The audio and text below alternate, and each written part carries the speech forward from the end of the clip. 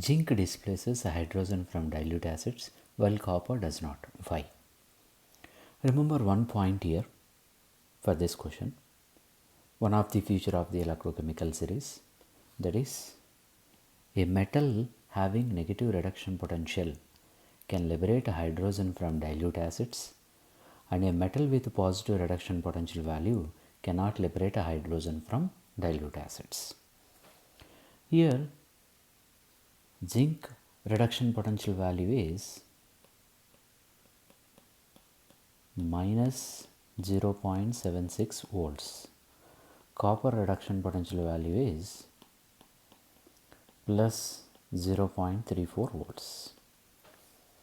Because of the negative reduction potential value, zinc displaces hydrogen from dilute acids, but copper reduction potential value is plus positive, so copper does not displace hydrogen from dilute acids.